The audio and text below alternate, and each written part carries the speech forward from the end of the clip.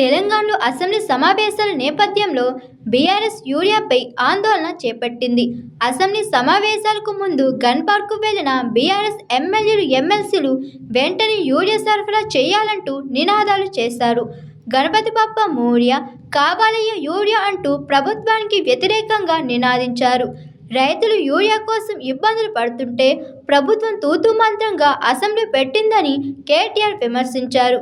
రైతుల సమస్యలపై మాట్లాడే ఆలోచన ప్రభుత్వం చేయడం లేదని, ఖచ్చితంగా 15 రోజులు అసెంబ్లీ నిర్వహించాలని బీఆర్ఎస్ తరపున కేటీఆర్ డిమాండ్ చేశారు.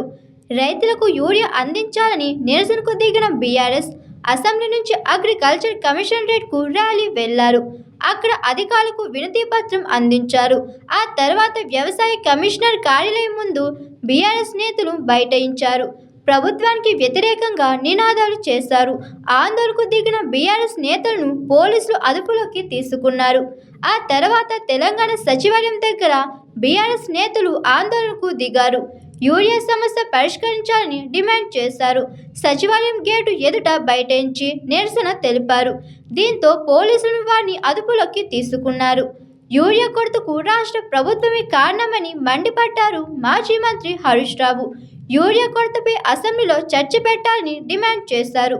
కొరతకు కారణం కేంద్రమో రాష్ట్రమో తేల్చాలన్నారు. యూరియా సమస్యను పరిష్కరించిందేనన్నారు. అప్పటి వరకు అసెంబ్లీని స్థాపింపచేస్తామన్నారు. యూరియా కోసం రాష్ట్ర వ్యాప్తంగా ఉద్యమం చేస్తామన్నారు. బీఆర్ఎస్ హయాంలో ఎప్పుడు యూరియా కొరత లేదని తెలిపారు. Hi, this is Swathi. Like చేయండి, షేర్ చేయండి, కమెంట్ చేయండి అండ్ సబ్స్క్రైబ్ చేయండి GR TV.